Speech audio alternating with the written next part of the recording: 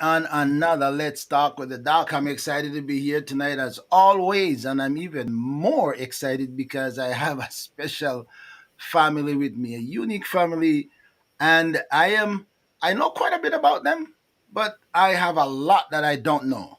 So I'm hoping that I'm going to make some discovery tonight, and some of you think you know them a long time from even growing up. You're going to be surprised at something that you find out that you actually didn't know. I have the Blair family, and it includes Brian, Marlene, Briana, Adanya, and Bristol. And when I come back, I am going to be talking with them.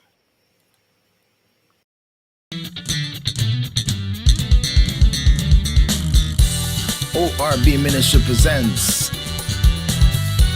Let's Talk with the Doc.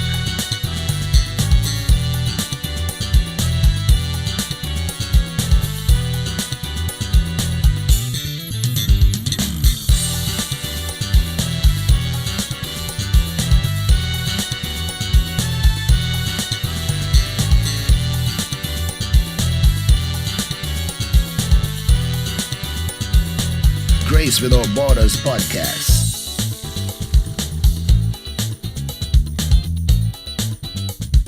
A thought for you.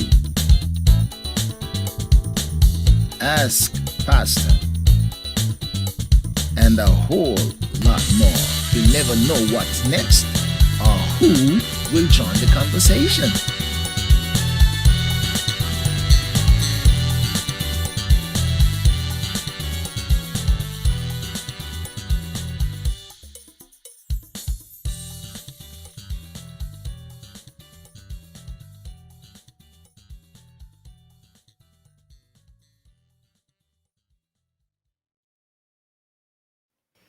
All right, my friends. So here we are, and I am excited to welcome brother Minister Brian, Blair, Marlene, Minister now too, and Briana and Adanya and Bristol, and the bees are all over the place, you know. So welcome to the Blair family.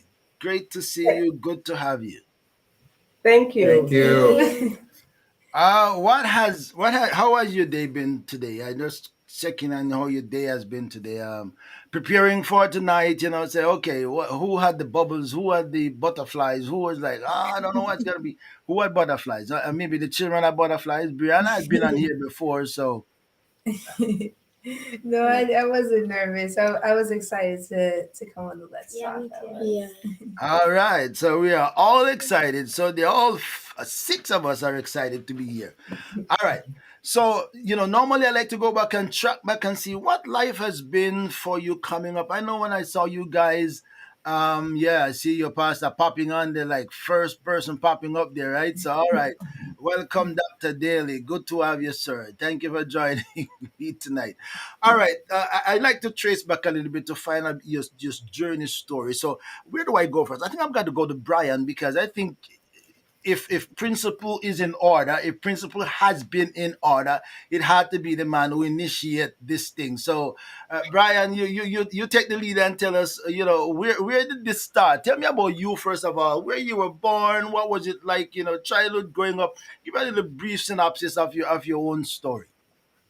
Oh, sure. So I was born in Jamaica, in Kingston, Jamaica. You sure that is real Kingston, right? Not just where Kingston everybody No, come no, from. the real Kingston. We're talking about, we're talking about downtown Okay, Kingston. all right, all You right, all know, right, all right. so we're talking about Coronation Market. Oh, Lord of mercy. That is as Up downtown as you get. All right, we yes, get it. We Queen get it. Street, Queens, you know, Queen Street, and That is downtown indeed.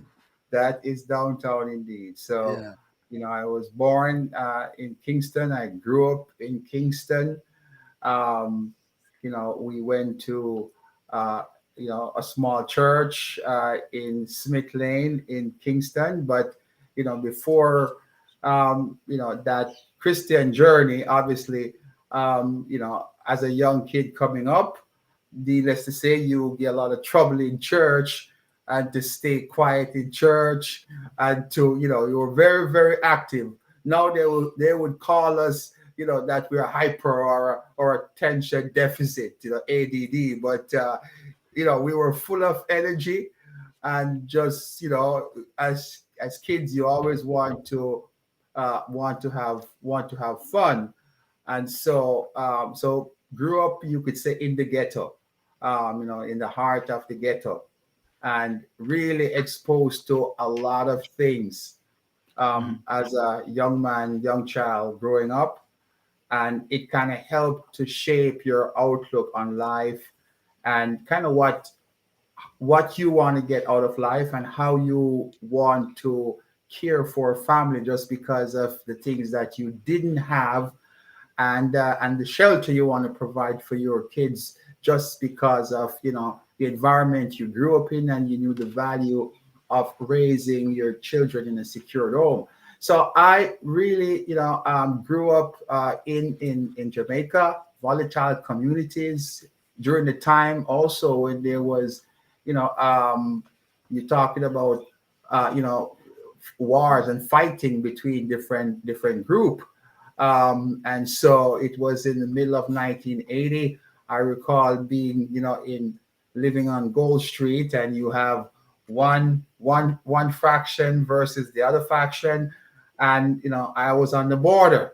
And so 1980 was a very, very volatile time, and you witness a lot of crazy things as a young child, growing up.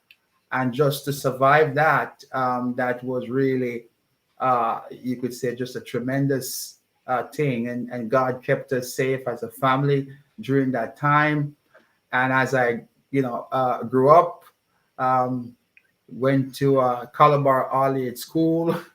So Um, you're a Calabar guy, all right? well, that's it, the all age, not the high school, but the all age school, the all age school.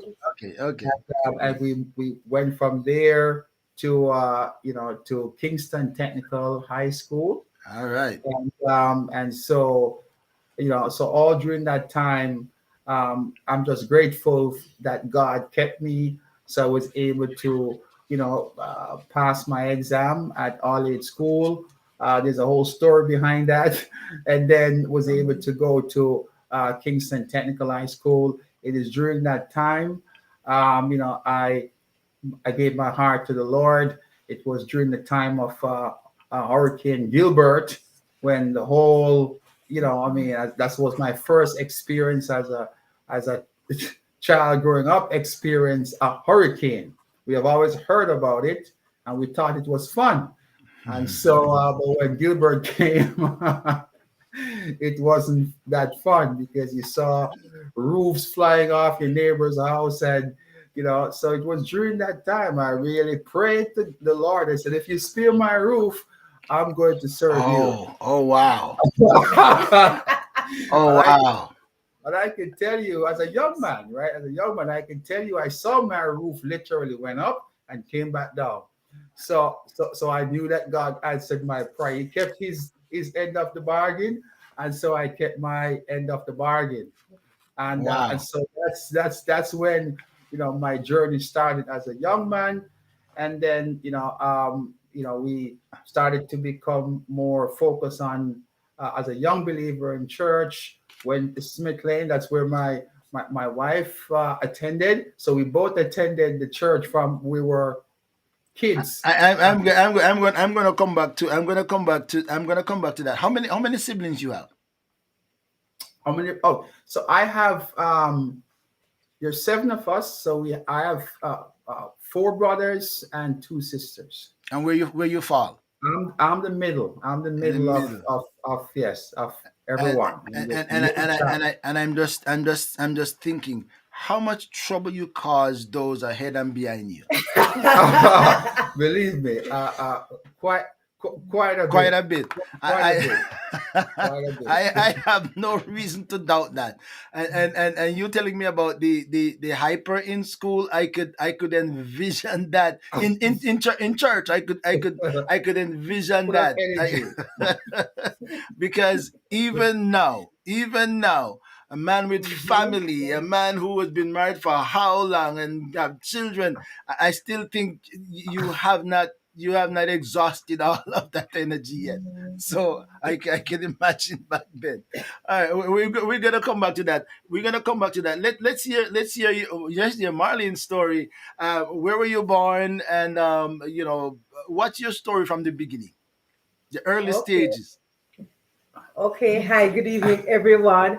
So, I was born in Kingston too. Well, specifically Rockford Oh, of Woodward Road. Yeah, Rockford. It's near, close enough to Warwick Hill. So, but Rockford a little bit further than, so both of you come from bad places in town. Yeah, well, Rockford wasn't that bad, but yes, Warwick Hill was But very. all the hills just above Rockford. Yes, So yes, yes, yes. Yeah, anything that fall out, part was. anything fall down from the hill from up there, they come down to Rockford. Well, I guess you could say that.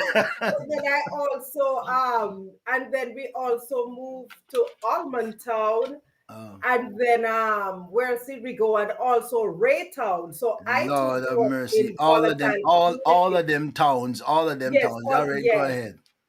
But the thing I can say is that I can testify to the goodness of God, because I am not a product of those places as people typically think. Okay, you are raised in the ghetto, so this is your outcome, this is how you are destined to be. So I'm a testimony of the goodness of God, and so yes, so I was born in there. I was raised, I was in Rockford until I was a teen. Then we moved to Raytown, and grew up not with a lot, but always I was raised in a Christian home, and always very, very aware of the goodness of God to us. There are many times we didn't have electricity or running water, and this wasn't in the country. This is right there in Kingston. But for Wow. different reasons, we at points we were in tenement, what we would call tenement yards. Mm-hmm. And so, even if you pay your part of the electric bill, if the others don't pay it, then they're going to cut that light off. And Wow. so there were many nights, even during CXC, when I was studying by the light of a lamp. We had the lamp, the home sweet home lamp, those All the shades. home sweet home. Tell me. Yes, the good old home sweet home, studying and all of that. So it was a story for me of poverty, but one that was through and throughout laced with the goodness of God, because I saw his provision. In the middle of that poverty, I saw how the Lord really worked and orchestrated things for my good, where I could see, some of the things, or even just the outcome, it had to be the hand of God.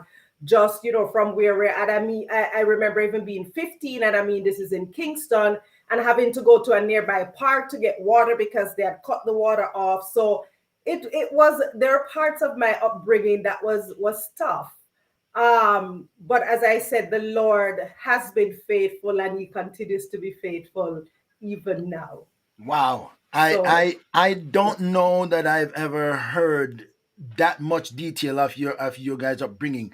I think most of what I heard about you, that we will get into that later on, was like, okay, college days. I heard about the college days, and going away to study, yeah, which we will get a little bit about. But that is interesting, because you could never. It's always a don't judge the book by the cover, because who would have thought, if people look at you and Brian now, and your family, and what your family has become, and your achievements, and look at you now, to trace back your early beginnings, one would maybe struggle to conclude that, okay, Raytown, Rockford, uh, Coronation Market, all of this stuff that Brian was telling me about, in that circle of coming up, it tells you that, I think the Bible, they ask, what the question was, can any good thing come out of Nazareth? that's right. Yeah, can any good thing Yes. come out of Nazareth? And say, wow, yes. And the answer is yes, indeed. Good things can come out of Nazareth. So when I look at this couple and their family, I can say yes, great things can come from anywhere. All right, tell me about how many siblings you have, Marlene. Did I miss something? How many siblings you have? Okay, so I see we have a little bit of a delay in our transmission. Can you hear me over there?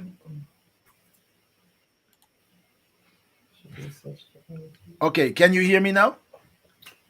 Um, where I know we got our internet a little bit sway, so can you hear me? Oh, don't tell me we got some bad reception.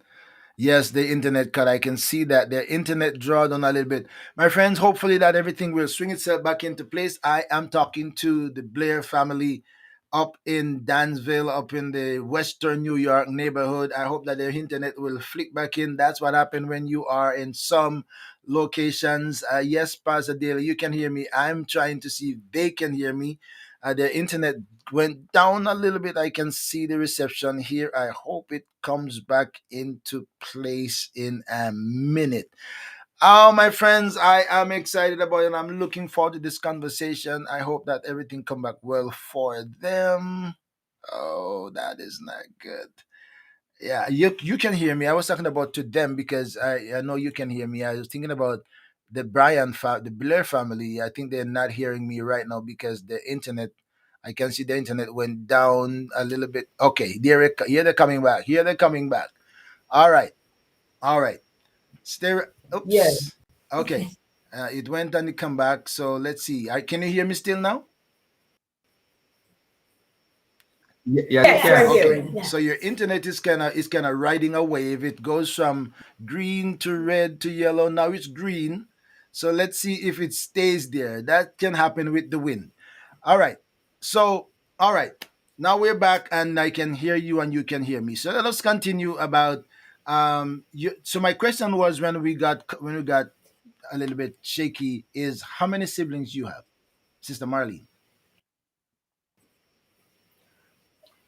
I have two sisters. There's well, for my mom and my dad together, there's three girls. My father has two other children, another girl and a son. But we didn't I wasn't raised with them, so I knew them as an adult, but we're not really very, very close. So I other two sisters, but there's actually five of us, three for both mother and father, and two for my dad. Okay. All right. All right. Okay. All right. All right, we get so tell me about your Christian side now. At what age did you become a Christian? Where did your Christian journey begin?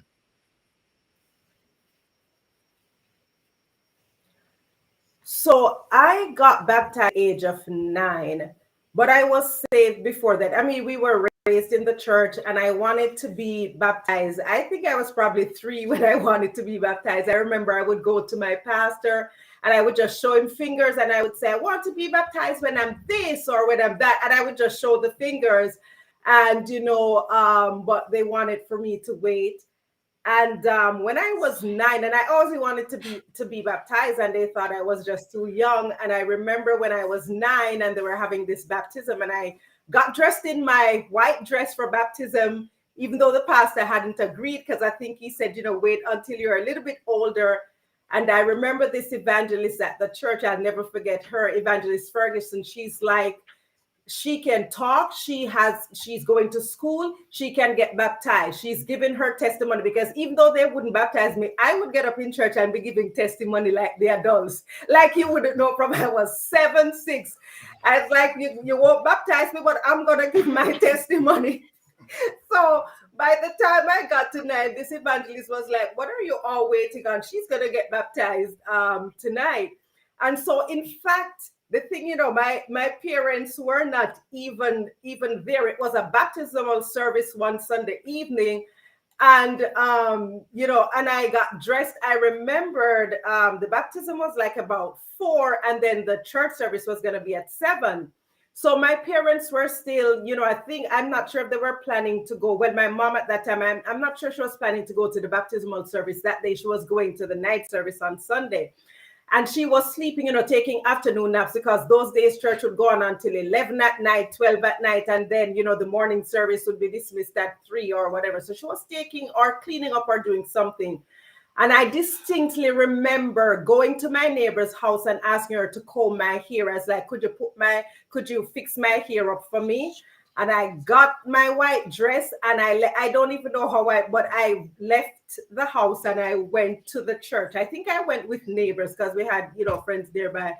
And I went to church because I was determined I was going to be baptized. And in my mind, I was thinking maybe it was my parents, why, or my mom. My mom was always a firm Christian, but I don't know why. But I was determined I wanted to be baptized. And so I just got my white dress on, got a neighbor to comb my hair, and went to the church. And the pastor's like, "But I wasn't expecting you. Where's your mom?" And that's when the evangelist said, "No, she's been testifying. She's been doing, everything." And I think they eventually called my mom, and then she came and witnessed it. But I mean, it was just one of those. So at 9, I was baptized. And from then, it's been, no looking back for me. Of course, it doesn't mean I have been perfect, but the Lord has helped me. And for me, that's the path, just trying to follow the Lord. So it's Amen. been since then. We won't even touch the perfect side because Mhm. that's all of our stories. So that's all of our Exactly. stories. None perfect, no, not one. He that is without sin, let him first cast a stone. So we're not even gonna talk about the Yes. perfective side of that. All right. So now, brother Brian, we're gonna get to the little ones in the middle in a minute, but we gotta cover the parents. Adults first before children. So we're gonna get to those children. So just hold your seat until we get to you. So tell me now, brother Minister Blair. Tell me now, on the side of your search and what you find and how. Tell me a little bit about that side. About okay, I'm a Christian now. In this neighborhood. Tell me what happened now.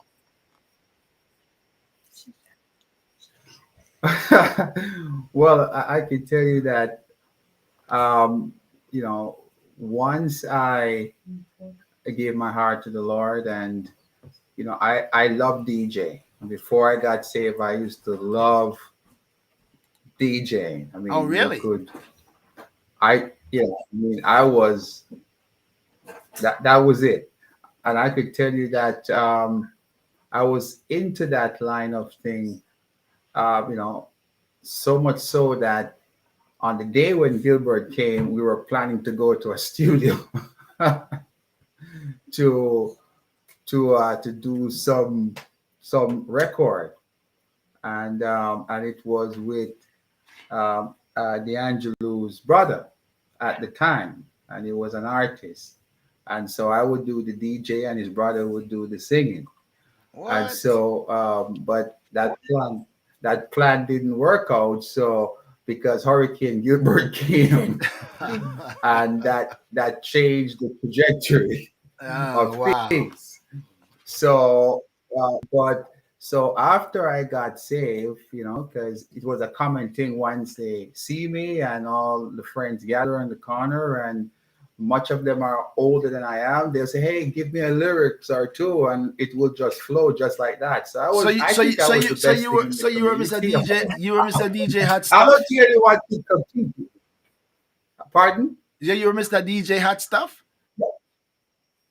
Oh, I mean, I make my own lyrics on the fly. That's it. That was it. It was all, streams of consciousness that, I look at anything, I would just be DJing like that. So we would compete, we would compete. And so, so, so after I got saved, you know, my friends asked me, "Hey, hey, give me a few lyrics." And I said, "No, no, I'm not into that anymore." They're like, "Yeah, no, come on, you're kidding." I said, "No, I'm not." So I told them what happened, and that I, got saved and everything. And so they said, "No, no, someone like you cannot be. No, that is far be it from you. No." So they give me, the usual thing. They give you like a week, you Yeah. know. They give you like a week to see if you would change, and then if the week finished, they give you another week. And so, but that to me, because that was such an integral part of as a young man coming up, and that was, that kind of thing was being used in at the time. There wasn't, say, an outlet for you to, utilize that in the kingdom of God. So it was all, for secular purposes. So I kind of, stopped doing that as a way of declaring my conversion, that I'm not I'm no longer doing that. I'm no longer going to be, at the dance, or I'm no longer going to be on the stage. I'm no longer going to be, doing all that stuff. And so that became a significant mark. And so another pivotal point is when after my conversion and we were doing some expansion on our property, and I was unloading blocks from a truck, and one of the blocks dropped on my foot. Oh, wow. And believe it or not, I did curse. I did curse.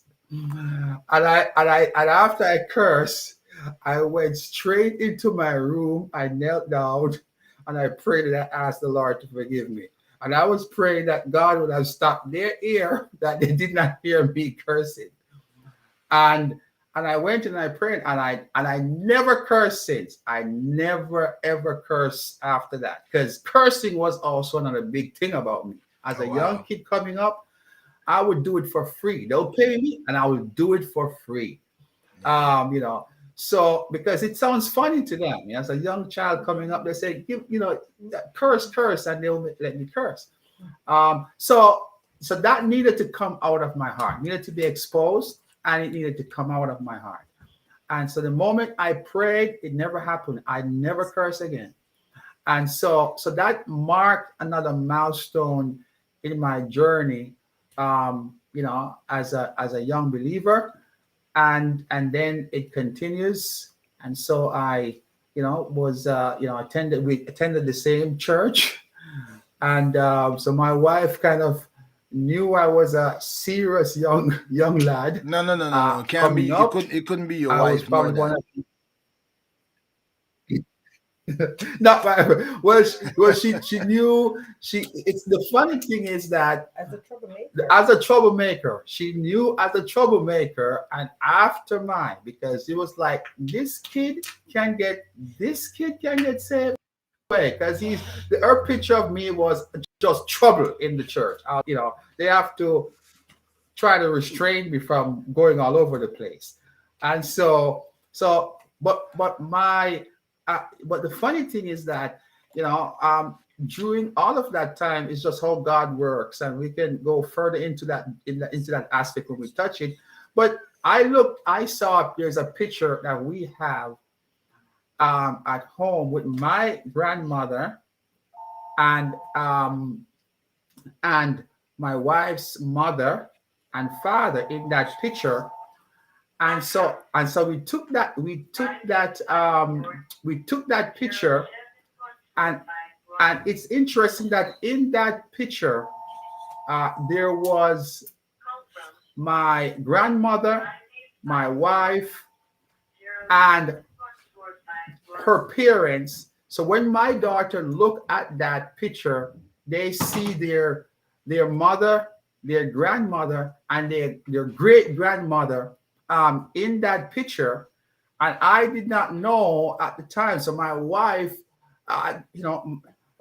now she was very small at that time, and she was sucking her finger in that picture and almost like hiding, because she didn't want folks to see that she was sucking her finger, because she was told not to. But she was so smart that she was, oh, maybe if I hide my finger while taking the picture, no one will see it.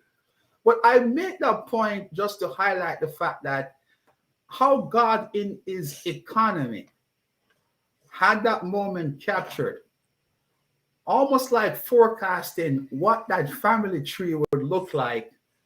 That is long before I even had the question cross my mind, as you will see in our journey, to even say something to my wife. Would you marry me?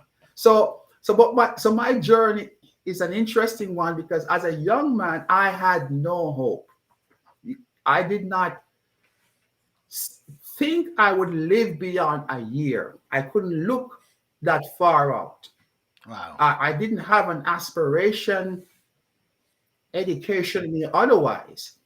And even though I may have been a gifted child, or I may have had, as my mother would say to me, and other people would say as a child growing up, that I was smart and gifted, but I didn't see that because I couldn't see beyond. When you are in an environment that is very volatile in those communities.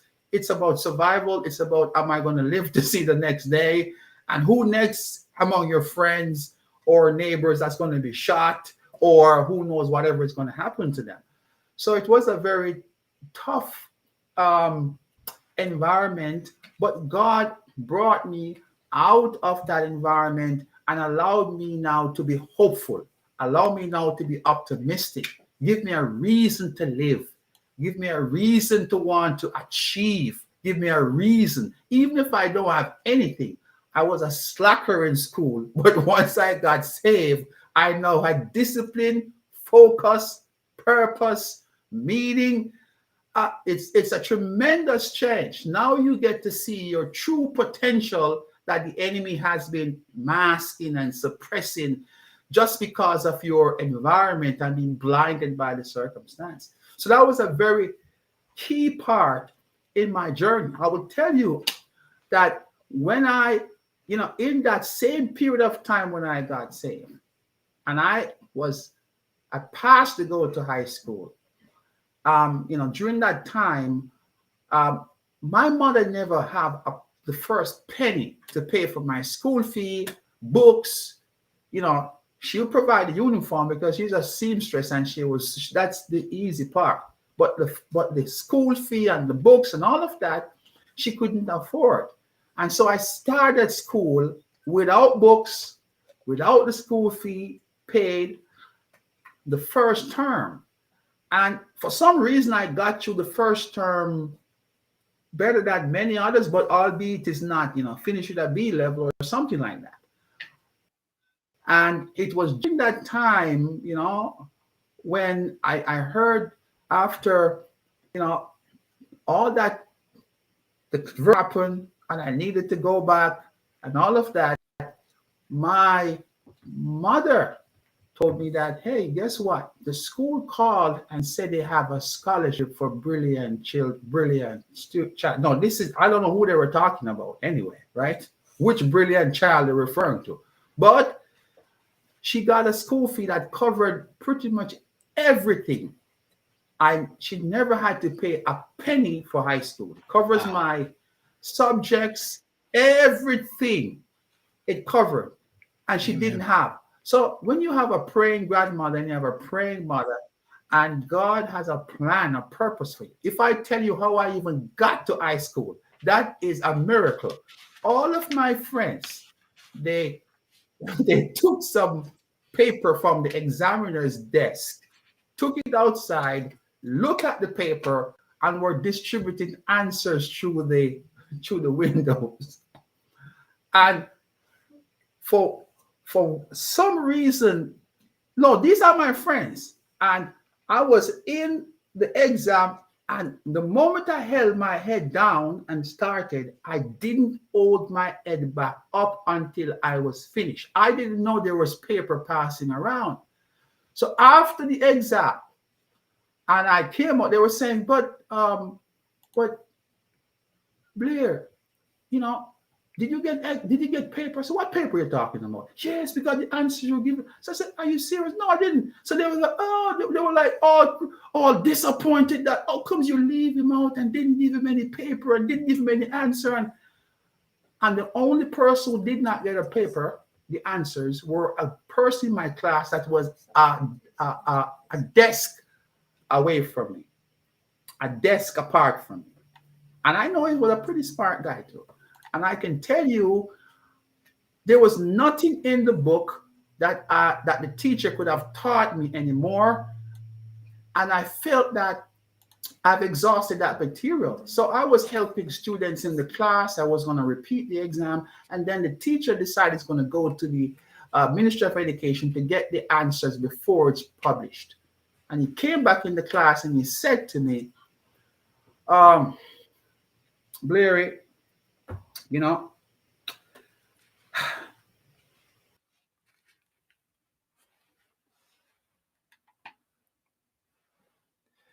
See, that internet is swinging again. I am passed apologizing.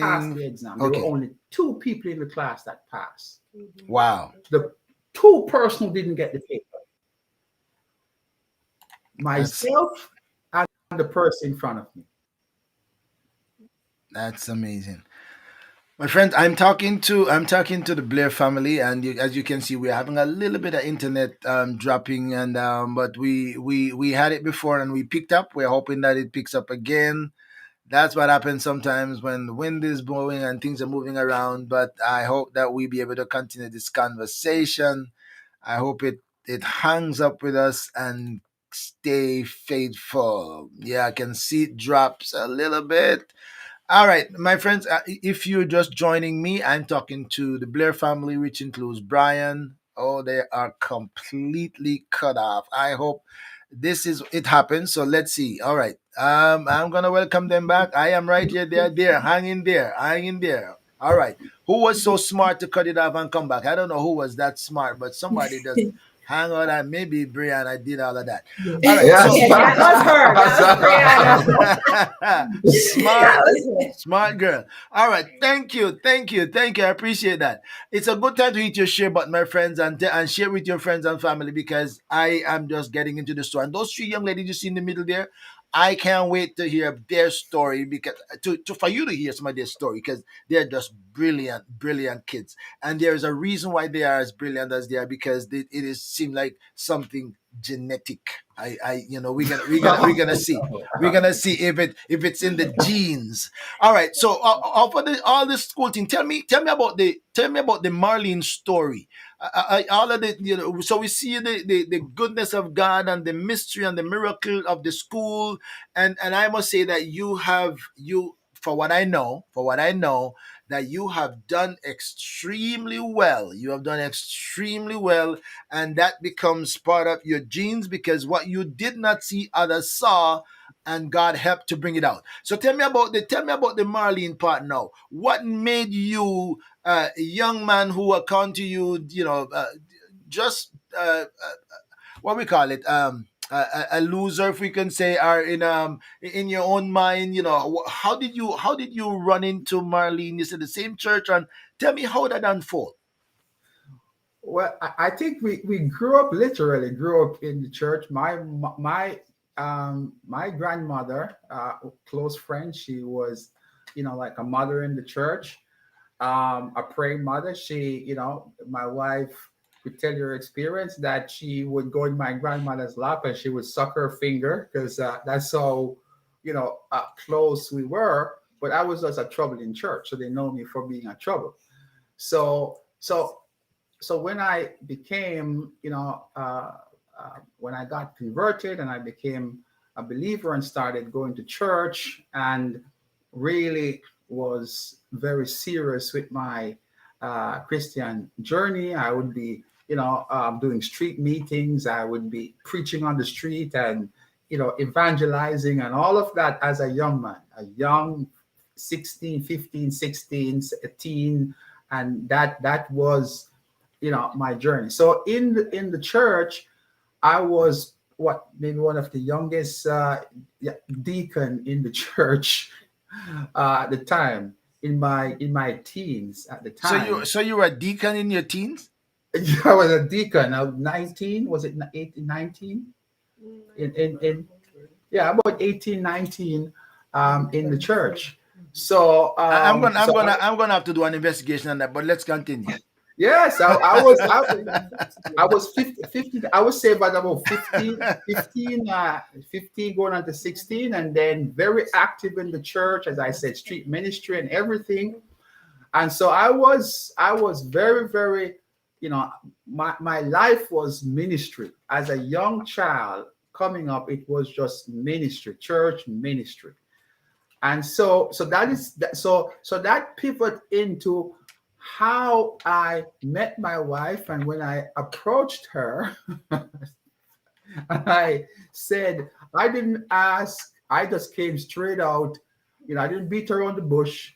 I just came straight out and I said, will you marry me? Would you be my wife?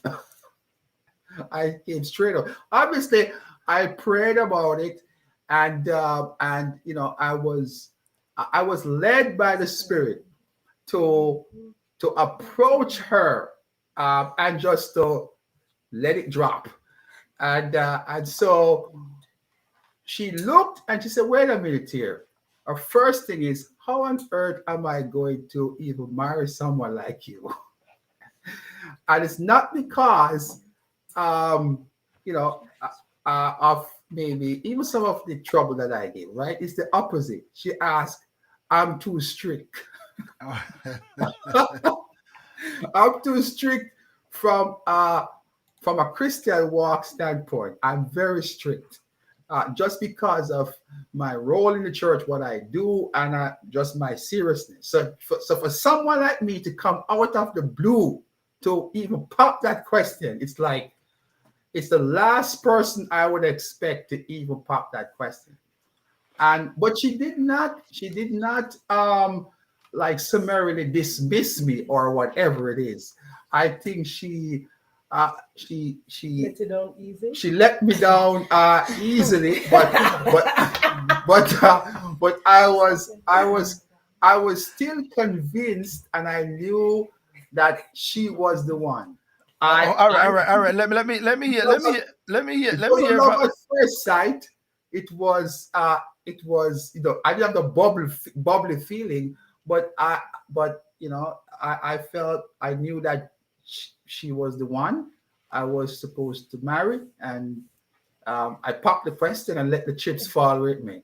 Well, I can see the chips did fall, So, but Sister Marlene, tell me your side of the story. What you recall back then, and what was your assessment of the whole thing, how it happened?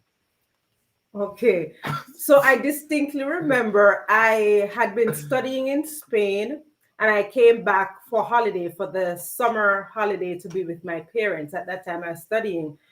And he came to my house, and just like he said, he hi, how are you doing, whatever. And then he, I mean, pop the question like that. Is not like we had been dating or anything like that. I mean, I think we used to correspond with each other, but it was just like regular with all the young people in church. We those times it was letter writing and stuff, but nothing whatever. So when he did, I said, well, of course I was surprised. And then I said, well, unfortunately, I don't know if this can work because I'm going to finish my PhD. I'm going to have to do this and this. I'm going to travel the world. And, when I finished calculating, I said, that's going to be about 7 to 9 years. So, I don't know how that is going to work. As he said, a part of it, like once he got saved, his transition was very drastic. So we move from this troublemaking person who you never expected would really get saved to this person who is really, really very serious, as he said, street meetings or whatever.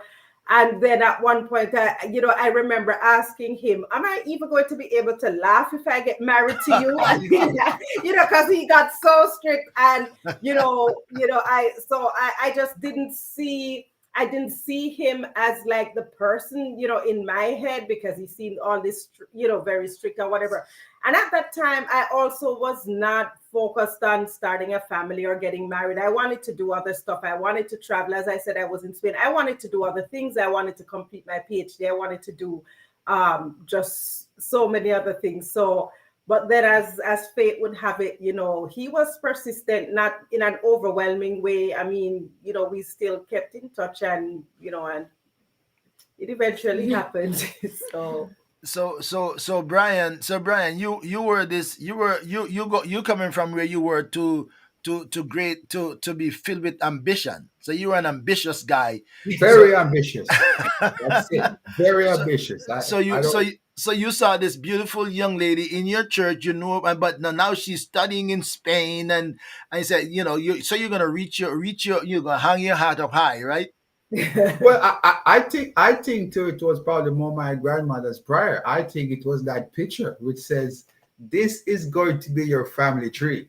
Okay, I was okay, fulfilling. I okay. That's just, that's the official story. I was fulfilling what I believe God had purpose, and I think my grandmother may have been praying that this young man would be saved and will have a family, live a productive life and whatever.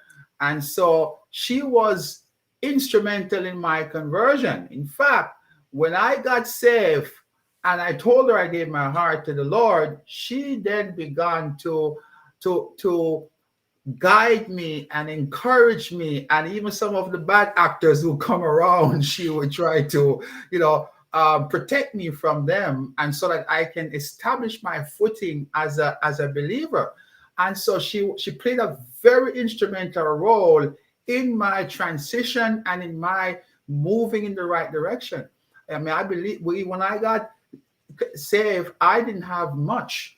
Back then you have what is called the booger crepe, or they were very, very, very cheap, Been there, done and that.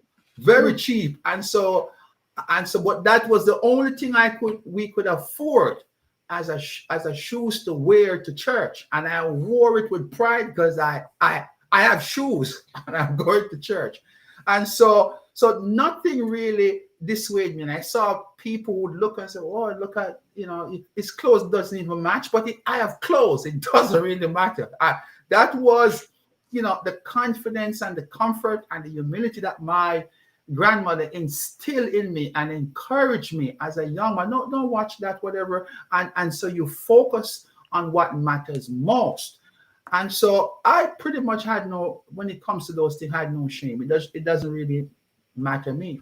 And so that plays an important role. So when I the interesting thing is that I think the year before or something like that, when she was going to Spain, unbeknownst to me, I sung.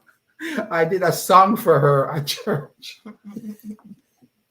I did I did a song for her at church. And but I didn't know at the time. It was everyone was going up and bidding her farewell and everything. And so for some reason, I guess I was led to sing a song to my future wife. But that was not even in my mind. It was just encouraging, her. You're going away, and there's going to be a lot of challenges away, and first time away and stuff like that. And it was, that perspective. But I think that when I saw her, and in fact, she said, I raised the question, at her home, yes, but I did approach her at church, outside of the church, at church in front, on in we call it the courtyard of the church, right? It was right after church. I didn't wait till she go home. I right out church here before God and man. I said, look, I raised the question, and then she was like, so she was gonna think about it or whatever, then when I went to her, when we went to her house, I said, what's your response? So then she started to tell me, well, she started to tell me I need to finish my studies. I need to travel the world. And I'm counting. I'm like, okay, I'm counting. I'm like, I'm almost out of fingers here, right? So I said, that's like at least 10 years. And then she was surprised when I said, it's a deal. So you were gonna wait. I said to her, if it takes that long, I'm in. Wow. No problem. And All so, right. Well. That tell me it meant a lot to you. right. And so when I said that, it was, I think that probably was, this guy's not real. He's not. After I'm trying to chase him away by having him count the cost before he even started. I'm trying to put a mountain on, he's still saying whatever it takes. I will wait. that's, that's it. All right. Well, now it. Patience is a virtue, and I think who said James said, "Let it have its perfect work." And now here is the result of what patience brought you. Yeah. So for those who don't know, I'm talking to the Blair family, a family that I have known for a number of years. Number of years. I'm gonna have to track back to see how many years it has been. I don't remember how many years, but it's been a number of years. I've been their pastor for a number of those years, and I don't remember how many it was. And when I track back, I'll see how many it was. But now, okay, so we gotta cut it up a little bit now. So you married this lady, and now we're gonna go fast forward. You marry this girl that you waited on. You waited on her, and now here you are. You're marry your dream girl. You waited on her, whatever it took, and now here you are married. And what happened? That you're married now, and what happened? How did life change after you get married? What were the next steps? Marlene, you give me a little bit of your version. After, give me a little bit of your version of how this unfold. You married the guy waited. so so I that that year I migrated to the US because he ended up coming here to study, to go to college here, and I was in Jamaica at the time. I was finishing up my PhD, I believe, or I'd finished it. And and I was working, I was teaching at the University of the West Indies. And then we're like, okay, is this really going to happen? Are we going to get together? What's going to happen? And the Lord would have it that he would open a door for me to work in the US, to get a job in the US, and things just really pulled together from then. And so we moved. I moved to New York. At the time he was living in Massachusetts, and then he moved to this side, and your church was the first church we attended. So pretty much as soon as I got here, a couple months after, we found the Church of God of Prophecy where you were pastor, and we have not gone to any other church since. So So I remember yeah, when you guys came. Which year was that? 2006. 2006. So I And migrated this fall 2005 to in September, and came here. And by the time we settled and then did the moving, then we started to attend church in Rochester the January. so he was in Massachusetts. You were in New York. Yes. So he pulled up roots in Massachusetts to come find you in New York. Yeah, yes, because I was in the thing is that he was here and I was in Jamaica, and I was looking for a job. I'm like, if Okay, this, okay. let's. So I got the job. Well, I did get other jobs, but the one that I felt compelled or led to take is the one that was in New York. And he said, that's fine. We can always, we can make it work. And so, so I moved to New York, and then he moved shortly after. So a couple months after, so we went to Higher Ground the first Sunday in January of 2006. That's when we met you, and you were the pastor there. I'll never forget that. There's one thing I remember. I remember when and by the way, my friends, I'm talking to the Blair family, and they're very special. They're very special to my family. As a matter of fact, their first daughter, which we will talk to in a little bit from now, their first daughter is my wife's goddaughter, and the second daughter is my goddaughter. That's how connected we are. Sorry, Bristol. My apologies. My apologies. If you want, I could adopt you, but but so we don't want you to feel like, oh yeah, we don't want you to feel left out of it. But I remember when you guys came to higher ground, and there's one thing I remember Brian said, both of you said, but he said he'd been looking for a church, and he said when you're looking for something and you find what you're looking for, you stop looking. I can never forget that. Yeah. I can never forget that statement. When you find what you're looking for, you stop looking, right? And amazing that from 2006 to now, it's gonna be pretty much soon that like 20, how much? Yes. 20 years, right? Soon be 20 years. Yes, 16, 16, 17, 17 16, years, Yeah, 16. 17, something seven, about that 17 that years. you guys are still there, and you have settled in, and now you are both ministers in the church, and you hold your roots. When you find what you're looking for, you stop looking, right? So that is still holding true. I remember if I did set Brian for that. Did I set you for it, or you got Yes. set? I did Yeah. okay because I'm trying to remember that. Maybe I Yeah. said you forward as lay minister when I was there. Things happen so far between that I kind of forget. But I am thinking You maybe I did. did back then. So you You gotta did. forgive me because my brain is getting a little bit older here. All right, so for those who don't know, this is she's Marlene is a professor. She's a professor, and you hear that you heard that she did her training. She went to Spain. She did her PhD from learning Spanish in Spain. And I'm just gonna take it to tell you, in her class, what I knew when she, as a professor, she teaches only Spanish in her class. They only speak Spanish in her class back then. I don't know what it is now, but that's how good she is. All right. She is Dr. Marlene Blair. So if you see her up in Rochester, don't forget she got the PhD. It's not a violation to call her Dr. Blair. Okay, it's not a violation. Not a violation. She has earned it, and she's really good.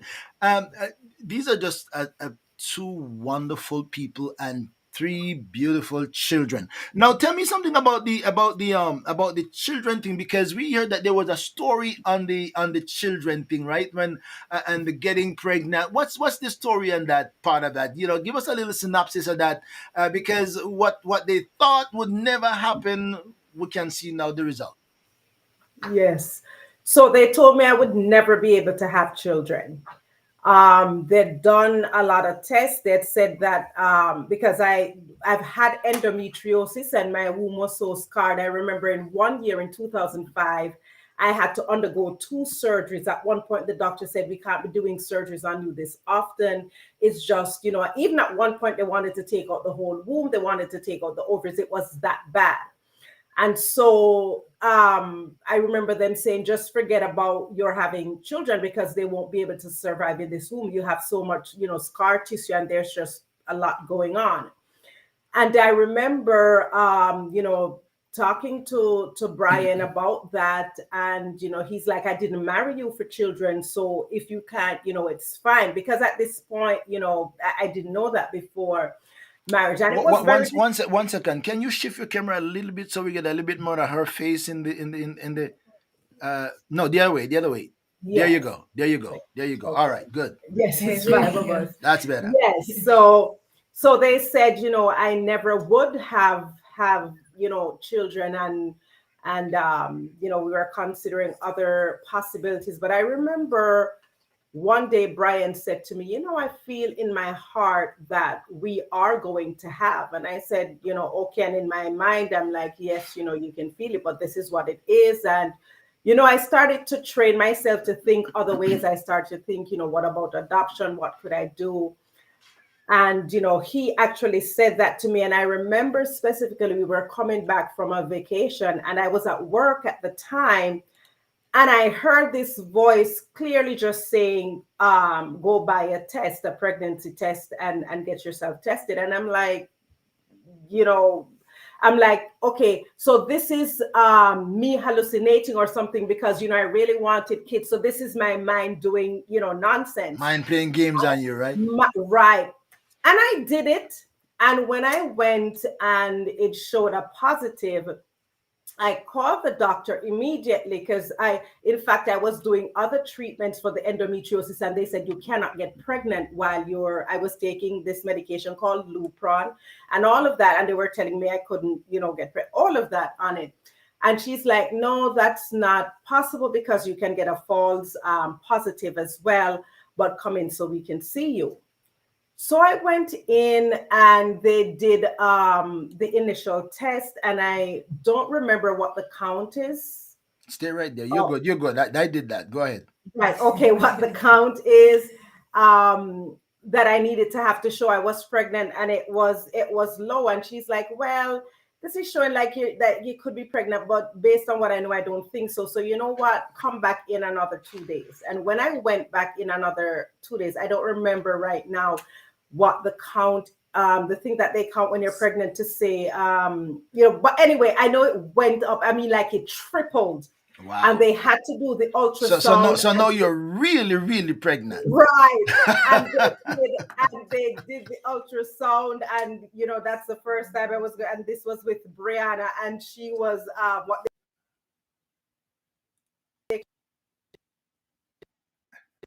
happened. I've never seen this. Your womb is in such, a bad condition. We just didn't think that this would be possible. But this is what God does. As I said, Brian believed. And, I had at one point stopped believing it would happen. And not only did I have one, but all of three.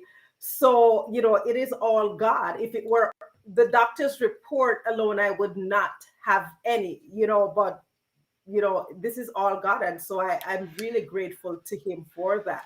And just to add to that, I remember I said to her when she said she, you know, um, couldn't have and kind of, so I said to her, next year, this time you're going to have, Oh wow. I said to her, next year, Mhm. you asked her, next year, this time. And I just left it at that. I just spoke it.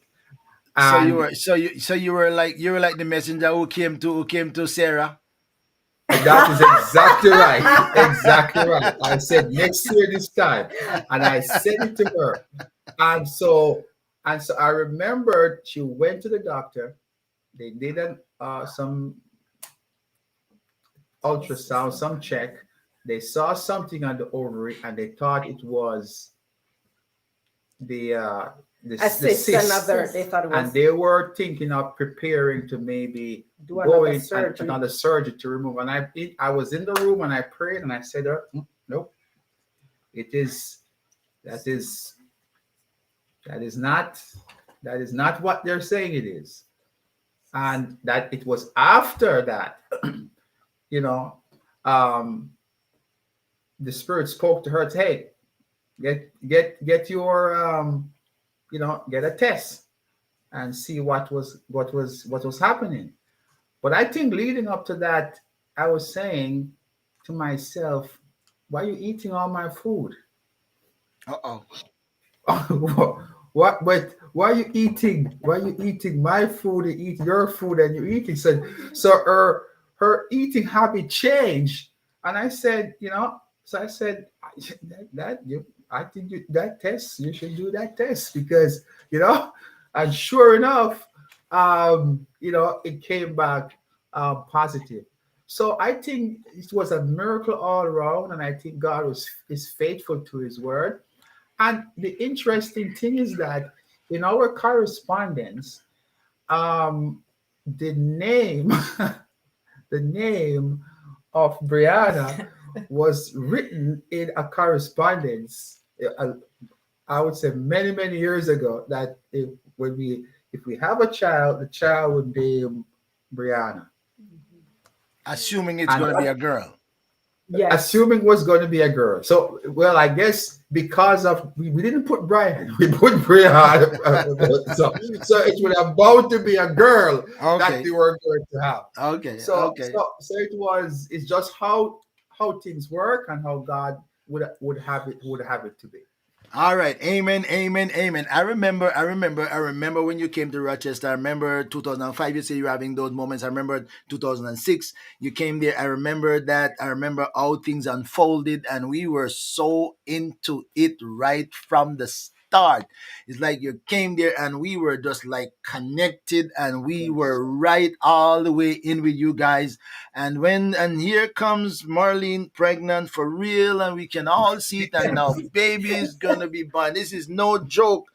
This is real baby coming, and now little Brianna is gonna be born. And we were at the hospital when it happened, and this little baby, Adam, and look at her now. So welcome, Miss Brianna. Good to have you in the middle of everything. Uh, Tell me, before we get to hearing Brianna growing up and understand. So I remember.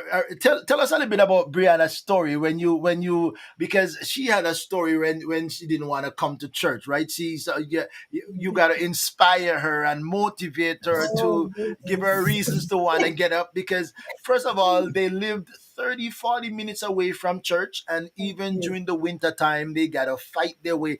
But I can tell you, I can tell anybody, these were some of the most faithful people that were in the church during the time that I was there, coming from Dansville, right? Yes. Coming from Dansville, 30, 40 minutes, and sometimes more depending on the weather. They were always at church. I couldn't understand sometimes how they did it, but somehow, they were dependable, they were faithful, they were steadfast, and until today, God bless them.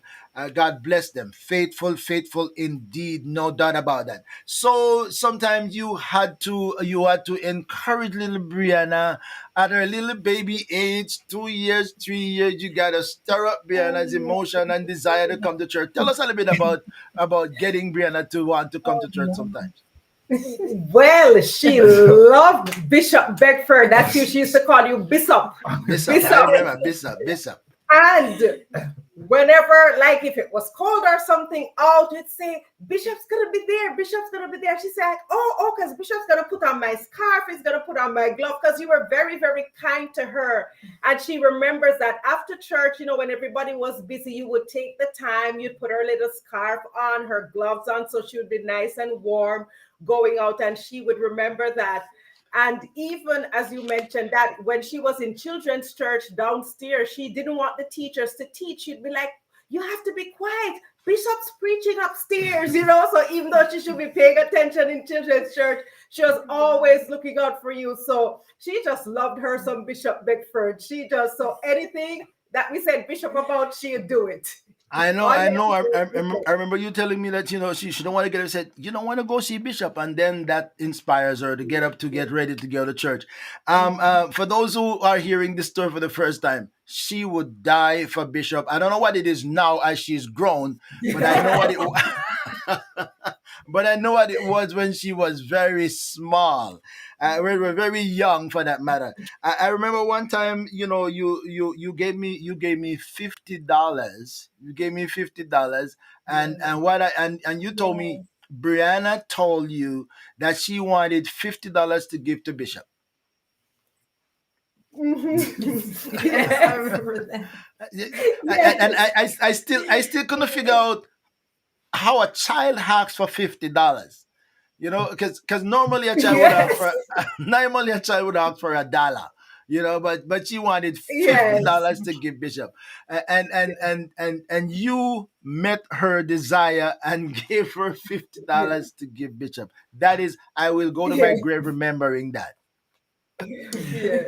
All right, so let's hear from Brianna now. Brianna, what can you recall about your own story? What can you recall about, your young days? Tell me what you can recall before we get to, you're in school now and you're doing so well in school, and even in the distance. I am so proud of you. I think you're pursuing entrepreneurship and all of that stuff. Tell me a little bit about your own story, Brianna. Yes, when I was younger, I was very energetic. I loved to, play. I loved to, do sports and, goof around and things like that. But I also, enjoyed going to church as well. I like going to church, as you said. I love to see you at church as well, and just always um, come to church and enjoy and see people. I definitely enjoyed that. In school as well, I didn't really want to go to school because that's just how school is sometimes, but I definitely persevered. Now I'm doing really well in school and just enjoying the time that I have with my family, and definitely loving the Lord and participating in church through the media, through dance, or whatever I'm doing. So.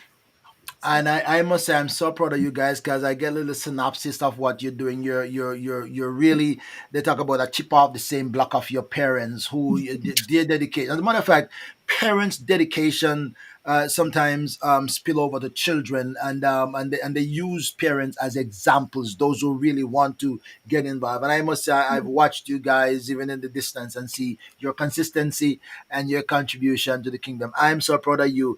How are you doing in school? I'm doing very well. The previous marking period that we had, I passed with a 99.982. I believe so, almost to a 100. So I'm on my way for valedictorian. Hopefully, if I continue to keep up my grades, very excited about that. Excuse me, Um, 99.99. That sounds like you are the father. That's a DNA. um, That sounds like the yes, DNA result, the paternity. 99.999. You are the father. So yeah. Wow. yes, That is but excellent. That is excellent. yes, And that thank and that's your you. that's your godmother there. That's your godmother, right in there. Yeah, that's her. She's Oh, okay. yes, 99.999. I yes. am so proud of you. That And we're gonna consistently call that too. 100. And Yes. consistently too. Yes, it's like Consistently consistent throughout school. grades. Yes, and I also Wow. like to participate in clubs, and teachers ask me to participate as well. So I kind of help out as well to take leadership roles. So, like in my class, I know for class of 2025, I'm vice president, and some other clubs, I mean, a few others. I know last year I started a business, started going to Future Business Leaders of America, where we were able to go to competitions, and I was able to go to the semifinals for client service and hospitality and event management. So I really enjoy, participating in school and helping out my teachers and just being a light in my school and allowing myself to be a leader and to show others how to be a leader as well. So How, yes, how, how, how, how old are you now? 15 years old. I'll turn Oh my 16. God, how time has flown, my God, and she's a serious 15 years old. Boy, oh boy, I can tell you, she's no joke. She is serious about that community work. And look at maturity. I if you could just be patient, I could tell you that little baby now is 15 and is so involved. 15 going 16. I'm sure your parents are so proud of you. But I am not surprised. I am not surprised of your brilliance because your mother is exceptionally brilliant. Your father is exceptionally brilliant. So you're getting it at both sides. Anywhere you bounce it, coming back at you. So uh, if you bounce to the right, if you bounce to the left, it's coming right back at you. So you have no choice but just suck it up and go forward, right? So I am so proud of you. What are you pursuing? What are you pursuing? As you grow up. So currently I'm kind of deciding between multiple things. I know I was thinking about the medical field, something with like pediatrician and possibly owning my own practice, something I've been wanting to do. But recently I've been looking into entrepreneurship as well, CEO. Um, I know last year, like a year and a half ago, I started two small businesses, one where I bake and one where I make beauty products, just to dabble into that industry a little bit and to test and see what I can do. So even if I do go into the medical field, I can have that as something on the side, as an extra form of income and etc. And just something that I would really enjoy doing. So Oh definitely most God, important. you are just amazing. You are amazing. You're amazing. The amount of things that you have in your head in your pursuit right now, I can't even. I mean, when I was growing up, at your age, I just want to become a man. That's all. That's just.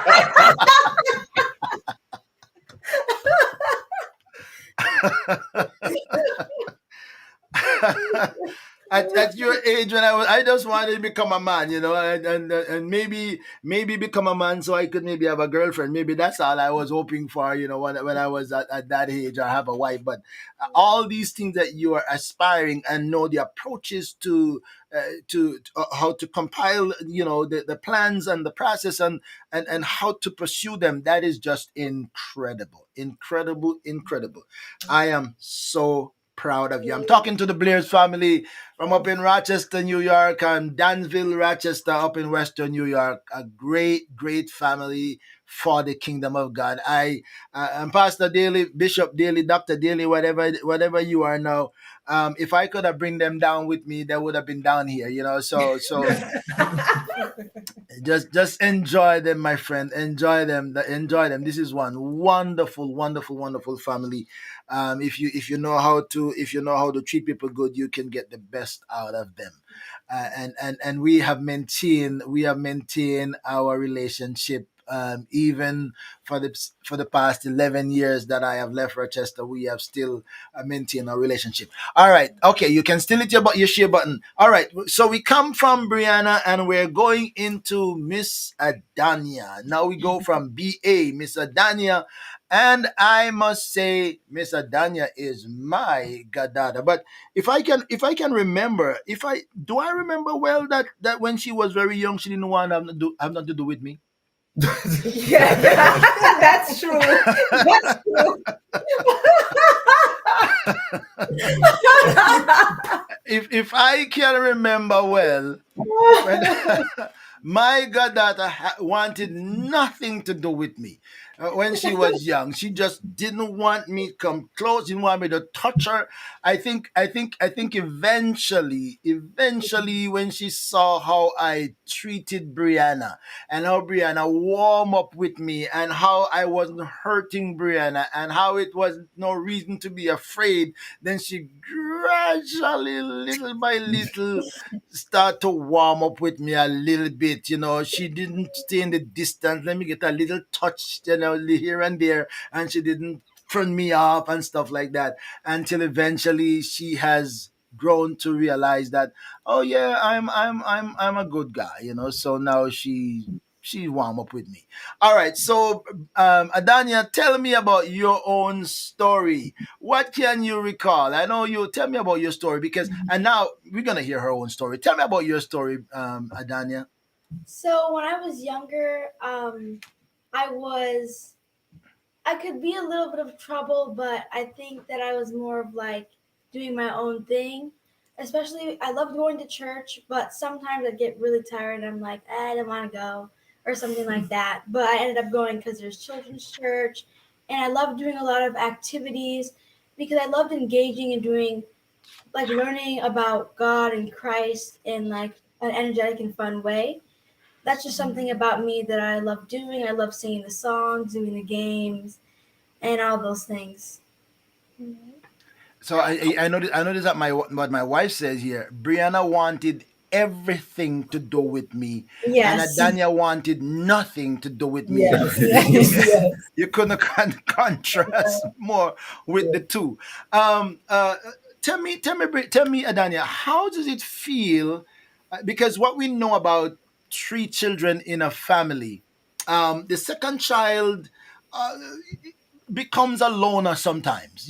Tradition say the first child was, well, yeah, it was everybody, and then the little second one, comes up, and then God, when the third one comes, then the second one becomes a loner because now every attention is being paid to the last one, the baby, and so the middle one now got to fend for themselves and gotta say, okay, becomes a loner.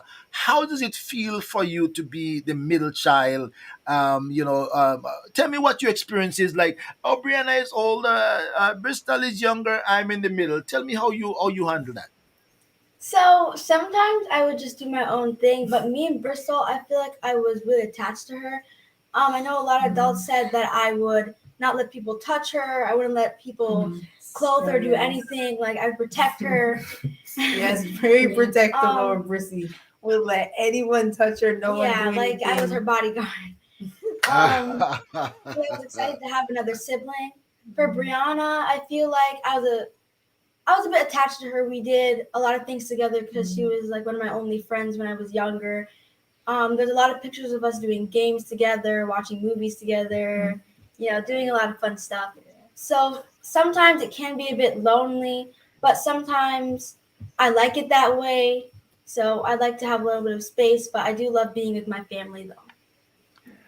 what do you do? What do you do in your lonely moments? What you do to occupy to So entertain Brianna and stuff? well, you probably don't know this, but I used to record a lot of videos of myself pretending to be a YouTuber, even though I'm kind of one now. I used to record videos saying, like, oh, I have a YouTube channel with 1 million subscribers and I'm making videos about craft or something. But I have a lot of clips, I think, on one of my old cameras downstairs, but I used to record every single second of the day. I'd record Bristol, I'd record my parents, I'd record maybe mom in the kitchen or somebody talking. I I would unbox maybe a candy wrapper or something. You record even candy wrappers.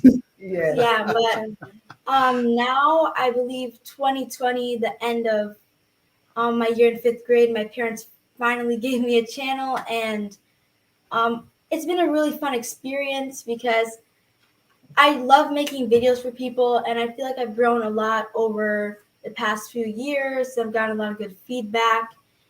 Um, School is hard to manage with a channel as well because school comes first. But I am trying to manage that within the next year or so, so I can kind of balance it out. Um, Also, my channel, I I also want to like share my light to other people and show that I'm different from others. So it's not just seeing the same things. If people know that, oh, she's different than other people, I want to watch her because of this. I want to watch her because of that. And even one of my teachers, and I will never forget this, she said in my, I think, third grade, she said, there's something about your family. I just see it. There's a light that I can see within your family. And I believe she's a Christian too, but she was one of my favorite teachers because she would always motivate me. She always had something nice to say, something to encourage me whenever I was feeling down. So how old are you now? I am 12 years old. I'll be 13 next year. Oh, I tell you, time. So when I left Rochester, you were just so little, but thank God you grown.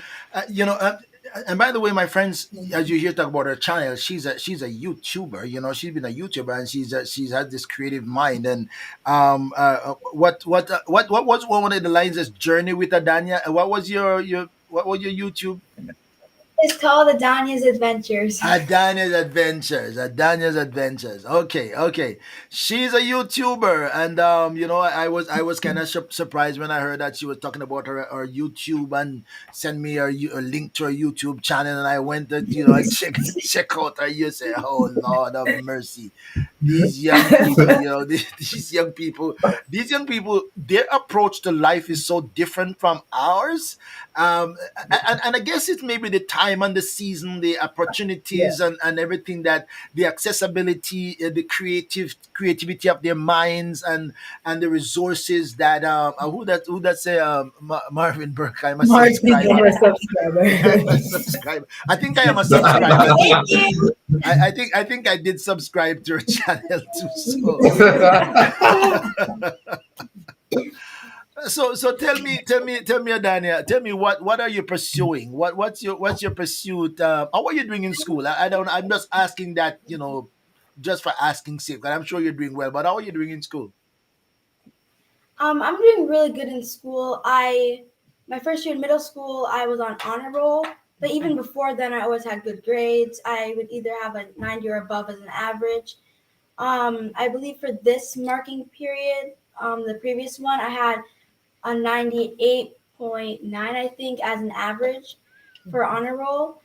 I want to pursue to be an interior designer because when I was younger, I used to watch a lot of those HGTV shows where people would build houses, and I just loved seeing that. I Really, loved all the design.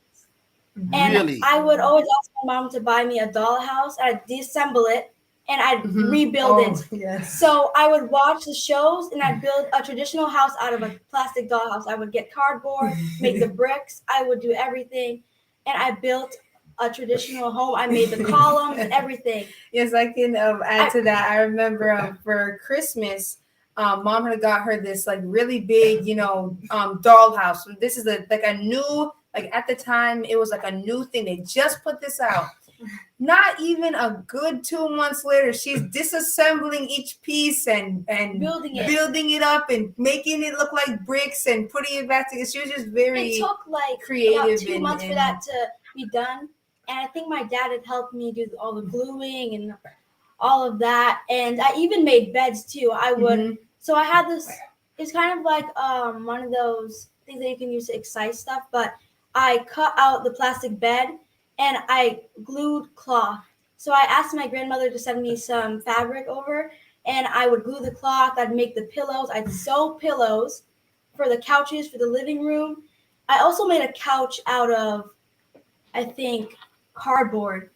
and I sewed all the fabric together. I did the stapling, the gluing, and everything. And it's just something really fun I like to do. In my spare time, I have this little app that helps me build so I can make different designs and I'd build it and then I would delete that plot and I'd make another one. So I kind of exploring different house styles. And when I grow older, I want to make a type of house style instead of like you see in traditional, modern, suburban, all that stuff. I want to make my own type of model. So people will say, "Oh, she invented this type of house design," or "I'll take that house design," or something like that. Wow. Wow. Listen, 12, 13, right? 12 going 13. Yes. That's incredible. That is incredible how knowledgeable, how aware, how structured the thinking is, and how focused these children are, and what they are aspiring. That is just absolutely incredible. And you know what I find interesting is that you don't have to take their hands and put it on things. They research, they pursue. I won't be surprised if before I go down on in age, if the Lord allows me time, that I'll see you on HGTV. I am And that was another one of my dreams too as a kid. I wanted to make my own building show and I wanted to show people step by step processes and help people build houses. And that seems really cool. Yeah. Another one of my jobs that I want to do is become not like an influencer, but I want to be a role model online. So, oh as you see, Lord you of mentioned mercy. sewing. I want to be able to post videos and talk to my fans, and I want to be able to share videos that make people's day, something that people can watch that is clean, something that's kind of general based that anybody can watch and relate to. I also remember last year when I told my teacher what I wanted to be, she was so shocked. She said in the next 10 years she'd hire me to build her house when she retires. That's what she said. I just saw here that higher ground is thinking of hiring you as an interior designer up there. So you just seem to put yourself on the market, right? Yes. And I'm thinking that maybe your godfather will have to come to get a shoot. You know, I believe maybe. that last year I was searching for colleges. I don't know why, but I was looking how long it takes to become an architect or an interior designer or exterior. And it takes about 10 years depending on what you want to learn. But I'm willing to do that because it's something I'd like to do. But I also learned that you can do intern programs. So it's not, so you can go to college for 5 years and then be an intern for 5 years and Oh something like dear God, you're killing me, Briana. Adanya, you're killing me. You're yes. killing me. You're killing me with your research and all of that stuff, and you're killing me. Well, listen, I'm gonna tell you, your dream will become reality if you have the patience that your father had.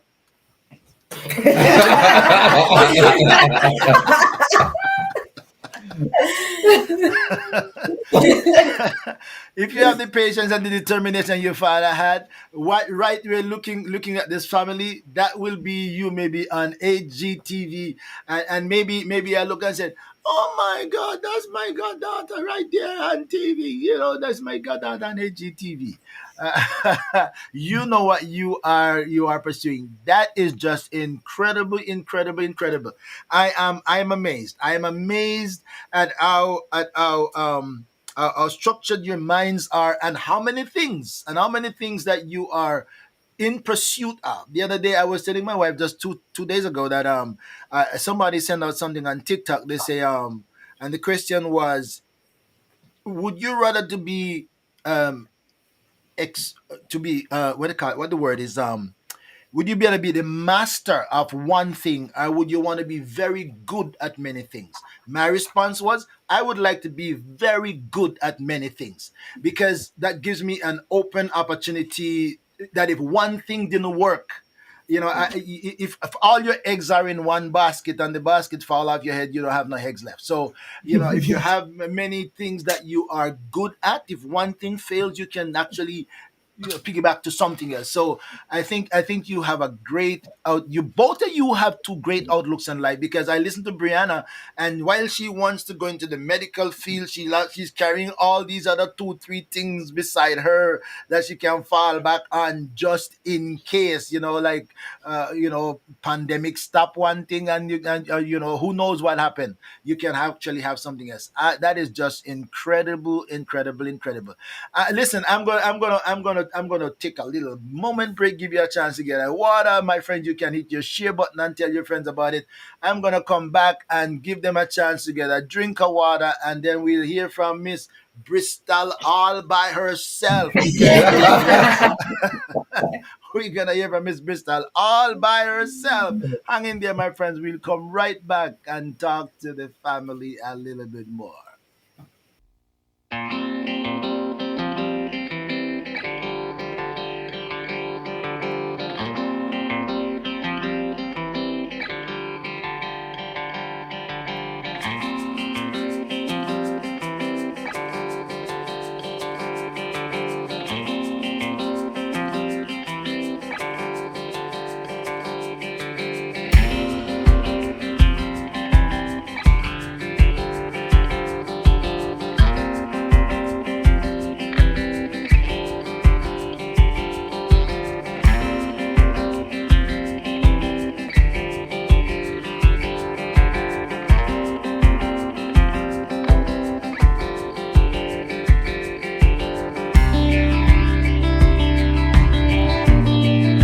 Every Wednesday, 8 p.m.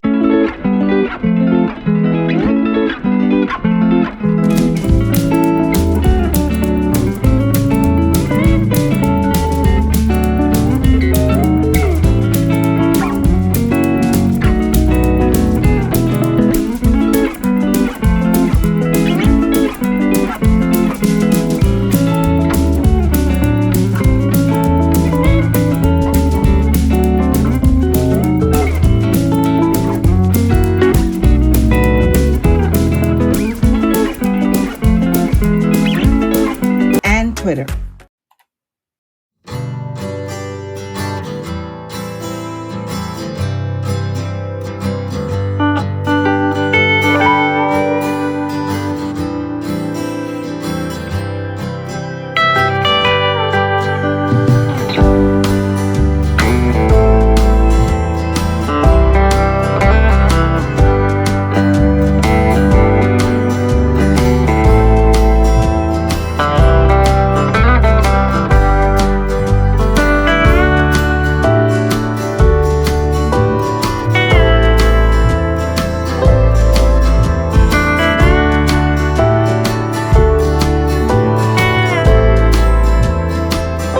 We are back.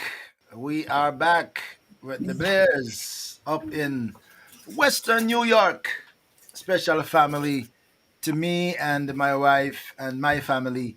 I am so proud of them. I am so proud of them. I am so proud of them. I only have one wish, that I wish I was still your pastor.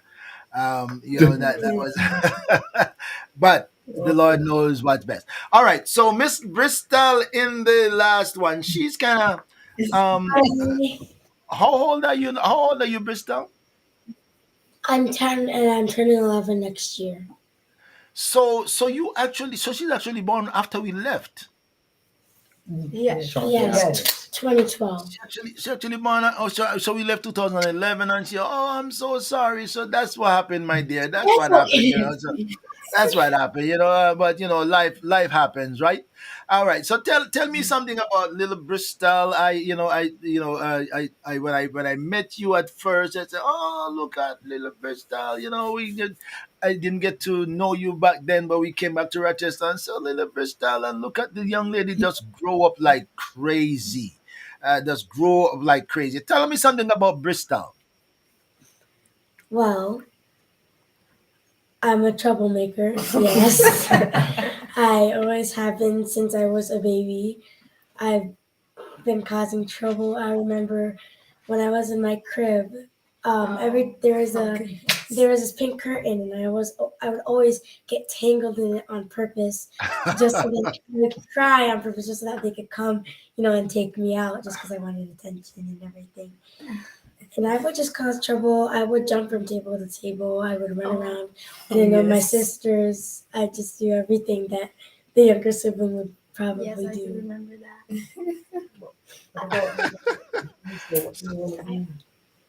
But what I want to do right now, I really I want to be a person that works for animals, like a veterinarian. Like a what? Veterinarian. I That didn't I hear that don't one. work for dogs because I don't really like. Veterinarian. Yes. Oh, she want to be a vet. Yes. I Oh, don't really wow. like cats that much, so I really want to do it just for dogs. Oh, you don't want to do cats. No.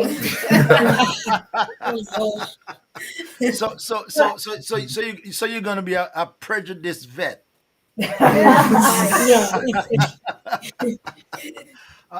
So okay, my specialty is dogs. Tell me, give me a little bit more of the behind thinking, the thought process of why you want to be a vet and why you just want to do dogs. I The reason I want to be a vet is because I've always loved dogs. When I was younger, I had a babysitter. And she had two golden retrievers, and I fell in love with them. Yes. And they died when I was I think 8 or 7. I was really sad, but after that, I really wanted to work for dogs to keep them clean and healthy, and that's really it. I just want to be able to keep them clean and healthy so they don't get diseases that cause them to die or anything. Oh wow! So you want to make sure dogs don't die, Yeah. except from old age. Yes, yes. Yeah, I can't really control it. Wow. I'm gonna ask the question so I don't sound biased. You know that. So how are you doing in school? I'm doing pretty good. My favorite subject is math. I'm really good at it. All right, I I like hear. it I'm really. really good at it. Yeah. Okay. I really like math because there's problems and I like to solve them, and they're really fun, especially if you put them in other ways. I'm not surprised. Your dad next to you is a technical guy, and so Yes. okay. All right. So tell me how. Well, you did say you're a troublemaker. You did troublemaker for your Mhm. sisters. It's interesting when you said that you actually create a situation in your crib to get attention. Yes. Do you still do that now? Do you still do things now so you can? Yes. Some Not as not much. as much, but sometimes. Sometimes. Yes. How do you I did it. go ahead? I did it when I was younger because I really wanted attention, just so that they could come and take me and baby me a lot. Like, oh my god, are you okay? Especially mom. Especially mom. Yes, but dad always thought that no, she's only do. At first he was like, okay, yeah, but he thought that I was just doing it on purpose now because it happened every single day, almost every single day I do it. Yeah. I'm trying to see what I could phrase here. You already tell me your last one story. So you're the last one. So you create that trouble to get attention. Okay, I see that. I see that. I see that. Listen, I am so proud of all three of you, and I'm sure I don't have to ask your parents how proud they are of you guys because you're just an amazing, amazing young people, and they've grown up together so much, and what was these little kids now becomes the minds of the future, the bright minds, and I think the world has a good future if we continue to provide opportunities and allow and encourage our children, encourage them to pursue their dreams. It is amazing that the three children right there, they talk about seven brothers, seven different mind there. That's three different kids going down their own path. The world will be blessed because of your pursuit. I am so proud of you. God bless you and keep on doing what you're doing and stay focused, stay out of trouble, keep your minds on the goal and one of these days I look back and maybe just a couple years from now I look and see Miss Briana becoming this she want to what say you want to do a pediatrician. Pediatrician.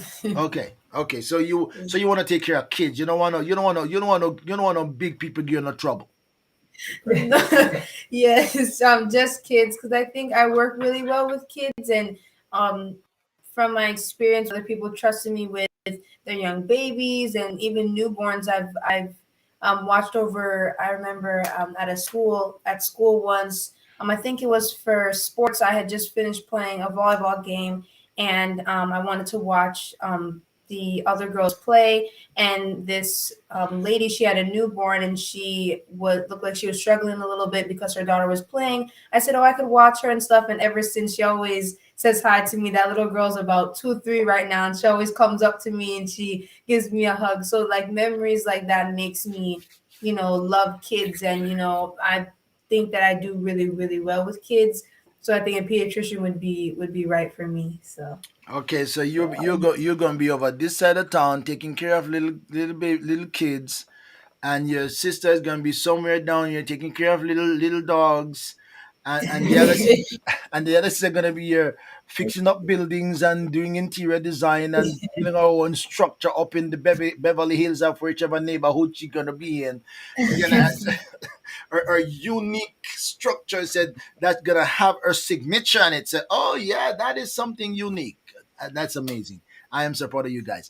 And now we're coming to the wrapping up side. Anything that I should have, that you want to tell me that I didn't ask, Marlene, Brian, the ministry part of it. I can see you guys. Actually, what happened since I left Rochester is that Sister Marlene, when I left, Brian was, I'm so proud that I was the one who set you forth into ministry, and you're continuing that. That's legacy. I'm proud of that. I wish you all the best as you continue to serve faithfully. And since I left, Dr. Blair has become Minister Blair. So is the Blair and the double ministers. I knew you had all that potential, Marlene, to do ministry. I saw that. I knew it was in you. I guess you didn't want me to do it, so you slow. Not that, Bishop. It's not that, sometimes you just resist the call of God. You just want to be, I just want to be regular and normal. I don't want, titles or anything. Had nothing to do with you, sir. But after a while, you resist up to a certain point, and then you just say, Lord, use me however you choose to use me and in whatever capacity. And it's just my time to surrender just came. Amen to that. I'm just kidding. I'm just kidding because I know Yeah, if you wanted to go into ministry that we would have yeah, then back then yeah, and that's fine. That's fine. I am proud of you guys. I am proud of you guys. I wish you the best as you continue to pursue your ministry and continue to instill the values in your children, and I'm sure you are so proud of your children to see them grow, especially Brian, because the Lord, not the Lord, but as the doctor said, hey, you're not gonna have none, and you could go back to them and say, take a look. That's right. Take a look now. Not only we're not gonna have one, but now we have three, and really. look Yes. at them. Look at them, and look at what they have achieved already in this tender age. Look at their vision for their future and how knowledgeable and how focused and how mature they are. I'm listening to you. I'll Miss Adanya, and it's just like, okay, she behaving like she's like 21. She's talking like she's 21. I mean, her conversation is like she's 21. I mean, Brianna is like she's like 40. You know, I mean, these kids are just like 15 and 13, and they're like, oh my god. Bristol is, you know, I shouldn't be surprised. I shouldn't be surprised because just to admire the siblings and how focused they are and how they have vision and dreams and discuss it and share it. I have no I'm not surprised that you build up the same characteristics and the same values. And okay, so yeah, I don't like interior decoration. I don't want to build houses. I don't want to do that kind of dirty work, heavy lifting. I don't want to do all of that. And I don't want to do babies, but I just want to do little puppy dogs because I like them. I want to take care and make sure they're well. I am so proud of you guys. Anything that I didn't ask you guys that you want to share with me, the floor is open for you for the next 10 minutes to tell me what's your wrap up words. What are your thoughts now that you would say, okay, Well, if you, who? besides me being a vet, I've thought about it also that I either want to be a cop, a firefighter, or if I want to do any sports, soccer or basketball. I'm doing basketball right now, and I find it really fun and entertaining. So what did you say before that? If you say after you don't only want to be a vet, but what? Firefighter, cop, Firefighter. So you want to do some tough things too. yes, Oh, so yes. you're telling me you're not that soft. No. So you're gonna come. So you want to make sure if Mr. Daniel house get fire somewhere, her little sister is coming to put it out. Yes. Yeah, and I've also Wow. thought of being a cop, but the thing is, the only reason why I've thought of like the reason why I don't really want, but like I do, is because I'm afraid that like when like other people have guns and stuff, I'm afraid that I might get shot. That's the only thing. I don't know. Like, I might accidentally do something. You afraid you might get shot, and you're also afraid you might have to shoot somebody. Yeah. Listen, that's the real world, right? That's the real world. That's the real world, and that's the rational mind looking at the pros and the cons, right? And looking at the pros and the cons and what are the possibilities. They say, yeah, let me do my assessment. They say, I like that, but it comes with something. I don't like what it comes with. So all right. Listen, the door is open.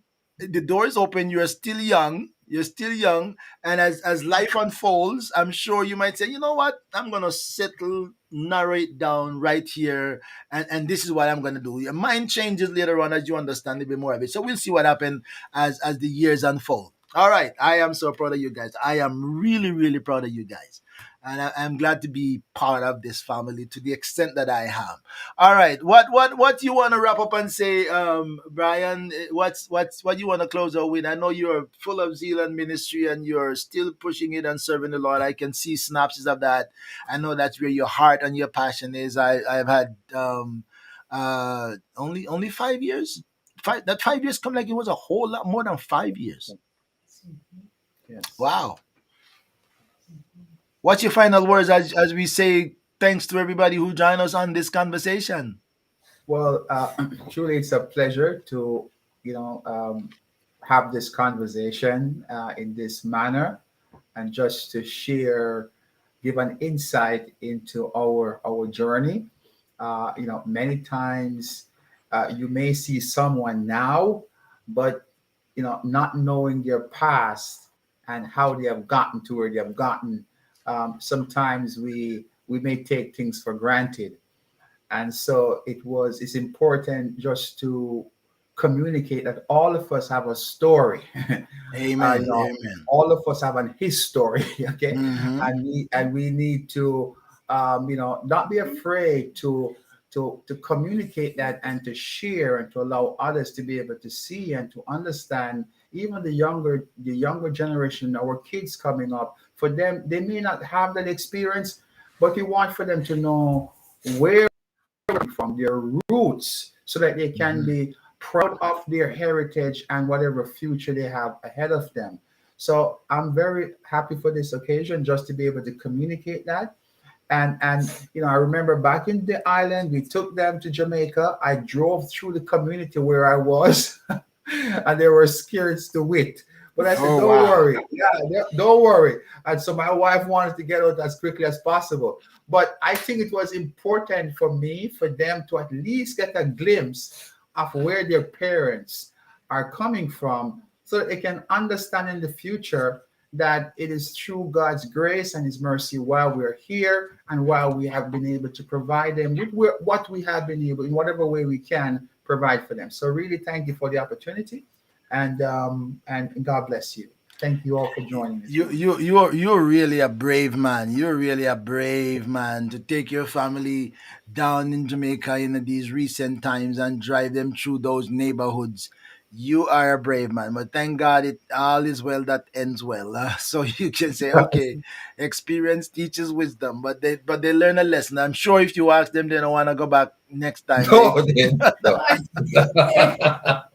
no. I say, well, okay, Daddy, one time is enough. We One got time it. was enough. We That's get it. it. We get it. Sister Marlene, what you want to say? What's your final word? What would you say as a from the professional standpoint, from the professor's standpoint? What would you say to a word of inspiration to somebody who is pursuing their dreams, somebody maybe struggling in school, somebody want to give up, they're not doing well, the marks are, what would you say to somebody as a professor who is who has seen it from all angles?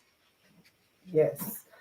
I would say keep the dream in mind, and that will help you to persevere. Look at the end goal, where you're aspiring to be. And for any career that you pursue, anything that you do, regardless of the stage you're at, there will be challenges. There'll be times when you just want to give up on it. But if you can keep that dream in your mind, this is why I'm doing this, this is where I'm heading, that will be really, really helpful in helping you to get to that goal.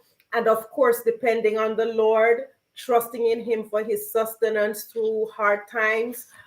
Get good friends to support you, friends who can speak positively in your life, good influence around you, because some of them who will discourage you from finishing your career, they're not finishing theirs either. So you really want to have people in your circle that will inspire you and encourage you to pursue your dream, right? To get to that end state, because everything has challenges, but you can, and it will be worth it. You'll be able, as you can see, I mean, I look at my own life and I'm able to provide a better background for my children, better, than what I had, because I kept that dream alive. I persevered, I learned, and so I'm able to do a little better for them. And as I've said to them, you must be a better mother than I am. I've said that to them. Hmm. And your children must become better parents than you were. I've always talked to them. It's about making every generation better in every Amen. sense of the word. I would to God we could all do that. I would to God we could all do that. And as you talk about the dream, I think one of my favorite statement that I've used time and again, and it is, just like a man is not dead until he stop breathing, your dream is not dead until you stop dreaming. Right, right, So keep your dream alive. Your dream right. is not dead until you stop dreaming. Mhm. Stumbling and making mistakes and things didn't work. Right. I keep on forgetting this guy. This guy. I forget if his name is Grant or something. And I should have taken a note of that.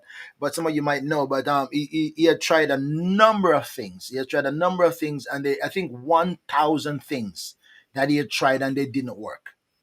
And Yes. somebody asked him, and maybe if I say that, you'll know who it is. Somebody asked him, how do you feel to have failed 1,000 times? Mhm. And he said, I did not fail 1,000 Mhm. times. I discover 1,000 things that didn't work. Work. Work. That's right. Yes. Yes. I discover 1,000 things that didn't work. So I Yes. learn as I go along. I have to Right. change strategy, I have to change method, I have to change my Yes. approach, I have to change a number of things because that didn't work, not because I failed, but that thing didn't work. And what it does, it inspires me and it motivates me to go try something else. Mhm. And as a result of that, now I actually find something that works. It might be the 1001, but if it works, then it shows that persistence brings results. I remember maybe 54 years ago, maybe there was a Sunday school lesson. Back when we used to have Sunday school and subject and golden text. I remember that the subject of the goal of the lesson was persistence brings result. I have not forgotten that for all of my childhood coming up into adulthood and until today. I've not forgotten that 50 plus years ago, persistence brings result. And if you keep on pursuing your dream, if something didn't work, it's not because you have failed. Oh yeah, Dr. Dilly, remember that, right? That's a long time ago when your pastor was a little boy. Okay, so I'm just telling you how long it was. Yes, persistence brings result, and that still stands true today. That still stands true today. I'm gonna hear from the little ladies. What's your last word? What would you say to somebody in school? What would you say to? Let me take it from the bottom up. Bristol. What would you say to a little girl in school, a little boy in school who is Um, pursuing their dream? What would you say to them? I'd say just work hard, do your best, try not to get distracted, I and just stay focused. I like that. I Mhm. like that. That is as simple as it is, but it's as profound as it gets. Miss Adanya in the middle. What would you say to somebody in your age group or a little older, a little younger who is pursuing something in their dreams? What would you say to somebody?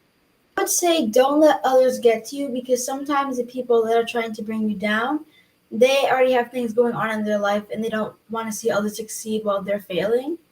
And I would just say to work hard and do your best. And if you have a dream, just go for it and don't let others stop you.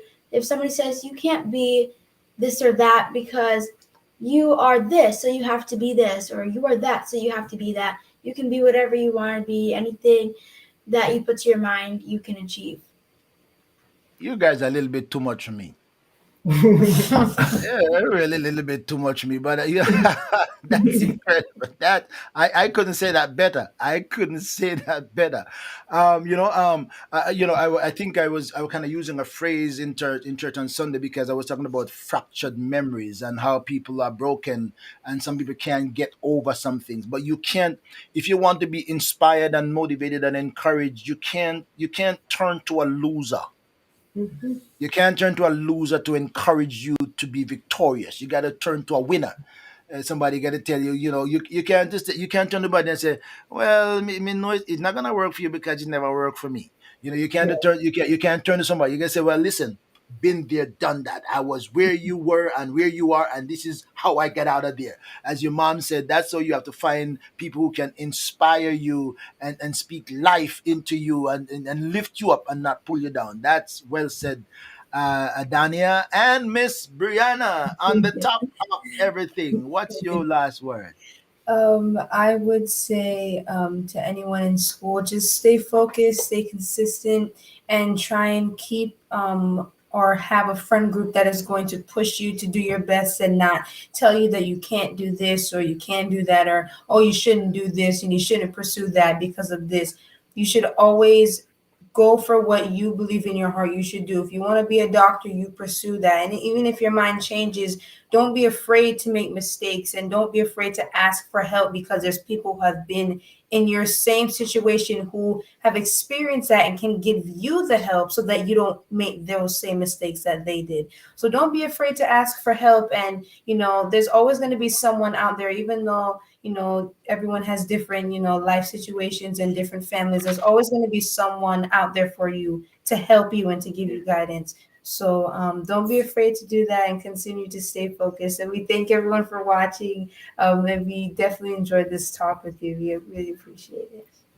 Well, well, well. Wow. Amazing, amazing, amazing. You guys are just incredible, incredible, incredible. I am so proud of your family. All three kids are just like leveling it out, leveling it out smart beyond measure. focused, mature, articulate, know what they're thinking, and know how to present it. That is just amazing.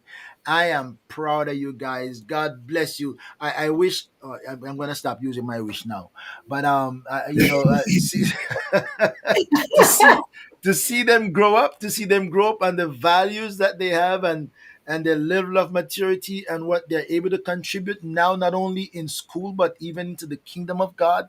That is amazing, amazing, amazing. May God bless you and may He use you all to be a source of inspiration and become instrumental in the lives of everyone. And I have no doubt those in your age group and those who are younger and older, I can see you have that level of influence, and that the skills and the ability to mentor. That's maybe a good word right there, to mentor some, to discover into others, to see into others where they need help, and to lift them up. You are amazing. God bless you.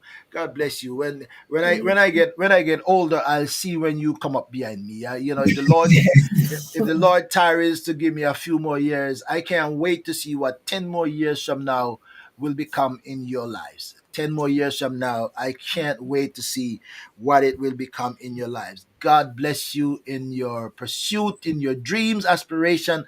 God bless you, Brian, Minister Brian Blair, and Minister Marlene, Dr. Marlene Blair. I and the family. I am so proud of you guys. Best wishes to you in your pursuit. Best wishes to Thank, you. Thank thank you, and you. thank you for having us. God Us. bless you, Thank you. I and am thank so everyone proud. for It's watching. my pleasure to have you. All right, my friends, you're gonna stay right there, Blair, until I get off. Then we'll say goodbye, as they call it in the green room. So when I say goodbye, Yes. I'm not saying goodbye to you. We'll say goodbye to you when we're offline. All right, Yes. my friends, thank you for joining me on Let's Talk with the Doc. I'm happy that you join us. I hope that you have been inspired by this family and by these young people. I hope that if you have young people in your home, in your family, in your lives, you'll let them watch this video, whether they go watch it on Facebook, YouTube, or Twitter. They can find it to watch it. Let them sit down and listen to the inspiration and the dream and aspiration of these young people, how they're able to detail what they're pursuing and how they have a grasp on it, so they can know that, hey, if you haven't been there, if you're not there, you can get there too. Hey, you can do it. Until next time, thank you for joining me, and Let's Talk with the Doc. And by the way, if you have a good story and you'd like to share it, the door is open. Email me at orbministries@gmail.com. Chances are you can become a guest on Let's Talk with the Doc. Or if you know somebody who has a great story, whether it be struggles that they have been victorious, ministry that they have gone through, and they want to share that, hey, the platform is here. We can talk. So until next time, I will see you. And by the way, I'm also on TikTok. I can't wait to get Let's Talk with the Doc on TikTok. Right now, I can do a lot on TikTok, but I can't wait for them to give me studio access that I can go TikTok on my PC. Then I'll be streaming live. Let's Talk with the Doc. But for now, you can follow me. ORB Ministry is everywhere. Go check it out. And you'll find me. We're taking ministry where we can go with it. Until next time, I will see you again, my friends. Have a wonderful evening. Don't forget, you can still share it with your friends because others might be inspired by just you hitting your share button. I see you next week on Let's Talk with the Doc. Well, thank you for checking in on ORB Ministries. I trust that you will share with your friends, subscribe, hit the bell for notification, and stay tuned because you never know what's next or who will join the conversation.